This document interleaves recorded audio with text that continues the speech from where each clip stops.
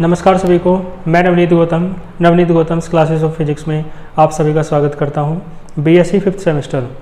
आज का ये जो वीडियो है ये आपका महाराजा सुहेलदेव यूनिवर्सिटी जो है आजमगढ़, उसका सेकंड पेपर के एनालिसिस से रिलेटेड है। सेकंड पेपर यानी कि क्वांटम मैकेनिक्स एंड स्पेक्ट्रोस्कोपी। तो आइए देख सकते हैं आप पेपर किस तरीके का है। तो क्वांटम मैकेनिक्स और स्पेक्ट्रोस्कोपी का पेपर है, ठीक है। सबसे पहला section A, very short question आपको दिए हैं। इसमें देखो वेरी शॉर्ट में आपको 10 क्वेश्चन दिए हैं, 50 शब्दों में उत्तर लिखना है, 2 अंक का एक है, यानी 20 नंबर के क्वेश्चन है ये।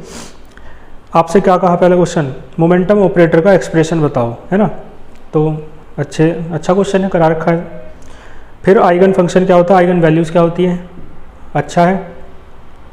फिर एक्सपेक्टेशन वैल्यू क्या होती है, ये सब करा रखा है। हाइजेनबर्ग का अनसर्टेनिटी प्रिंसिपल क्या होता है, श्रोडिंगर की टाइम डिपेंडेंट इक्वेशन लिखो। सारे टॉपिक बड़े आसान हैं, ठीक है। अगला देखो, पोटेंशियल बैरियर क्या होता है, पोटेंशियल बैरियर, है ना। पोटेंशियल बैरियर मैंने नहीं कराया है ना, हालांकि मैं आपको बताऊं बैरियर पोटेंशियल तो उसमें भी था 12th क्लास में, देख लेना आप वहाँ से। रोधी का विभव कहते हैं इसे हिंदी में। उसमें जब आपने सेमीकंडक्टर डिवाइसेस वाली चीज़ें पढ़ी थी, है ना, अर्धचालक युक्तियाँ, उस चैप्टर में, ठीक है। फिर अगला है ग्राउंड स्टेट सिंगलेट क्यों होती है, तो ये स्पेक्ट्रोस्कोपी का क्वेश्चन है। और अगला है डिफाइन स्पेक्ट्रम, स्पेक्ट्रम क्या होता है, ये तो बिल्कुल बेसिक सा क्वेश्चन है, आपने कर दिया होगा, शुरुआत में पहले लेक्चर में बताया था स्पेक्ट्रोस्कोपी के। फिर अगला क्वेश्चन है in which series of hydrogen atom, hydrogen atom की किस सीरीज में स्पेक्ट्रा इन्वॉल्व्स विजिबल रीजन, तो ये तो वही है ना, लाइमर बामर पास्टन, उसी से रिलेटेड है, तो ये स्पेक्ट्रोस्कोपी में करा रखा है। और अगला है what are molecular spectra, molecular spectra क्या होते हैं, ठीक है, 4th यूनिट का है स्पेक्ट्रोस्कोपी की। तो सारे, है ना, आसान से क्वेश्चन है। बस ये पोटेंशियल बैरियर है ना, 12th लेवल का क्वेश्चन है, तो ये अलग सा है बस, बाकी सारे आसान क्वेश्चन हैं।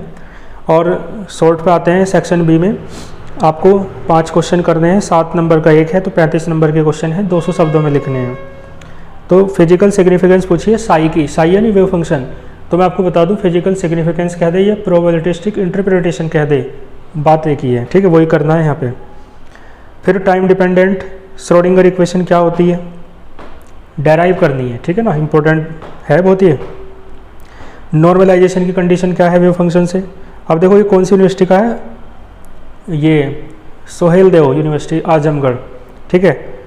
तो देखो वेव फंक्शन को काफ़ी पूछा है, और CCSU में भी वेव फंक्शन का काफ़ी इंपॉर्टेंस है, तो CCSU वाले के लिए इम्पोर्टेंट है ये पेपर, है ना। और बाकी भी आप लोग देख लेंगे, वेव फंक्शन से रिलेटेड क्वेश्चन पूछे जा रहे हैं, तो बाकी सभी भी वेव फंक्शन की चीज़ें पढ़ के जाना। फिर क्या करा है, तो नॉर्मलाइजेशन वेव फंक्शन का मैंने करा रखा है ना, 1st यूनिट में ही। वेव नॉर्मलाइजेशन कांस्टेंट क्या है, सब उसमें है ना। 0 पॉइंट एनर्जी क्या होती है, इसका सिग्निफिकेंस क्या होता है, ठीक है, ये स्पेक्ट्रोस्कोपी का हो गया। बोर का पोस्टुलेट क्या है हाइड्रोजन एटम के लिए, ये भी स्पेक्ट्रोस्कोपी का क्वेश्चन है। मोजलेज लॉ क्या है ना, बोहर के बोहर के एटॉमिक मॉडल की हेल्प से इसे डेराइव करो, है ना, ये भी स्पेक्ट्रोस्कोपी का क्वेश्चन है। फिर LS कपलिंग क्या है, JJ कपलिंग क्या है ना, बहुत इंपॉर्टेंट टॉपिक है आपका, इसे बहुत अच्छे से तैयार करेंगे आप लोग, ठीक है। फिर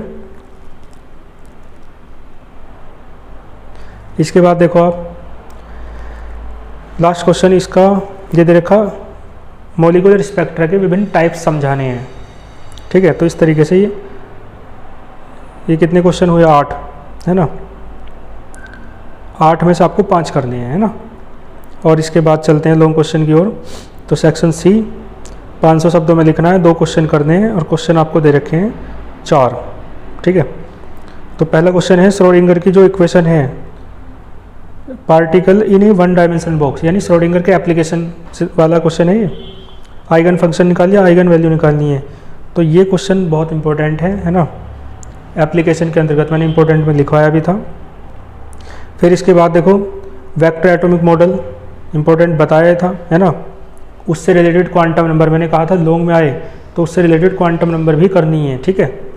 वेक्टर एटॉमिक मॉडल जो है स्पेक्ट्रोस्कोपी में, सारे इंपॉर्टेंट क्वेश्चन हैं इस यूनिवर्सिटी इस पेपर में, मतलब ठीक है। फिर PQR ब्रांचेस क्या होती है रोटेशनल वाइब्रेशनल स्पेक्ट्रम की, ये 4th यूनिट से है मॉलिक्यूलर स्पेक्ट्रा स्पेक्ट्रोस्कोपी के। ड्यून हंट लो क्या है, स्टर्न गर्लक एक्सपेरिमेंट क्या है, दोनों देखो फिर इंपॉर्टेंट टॉपिक।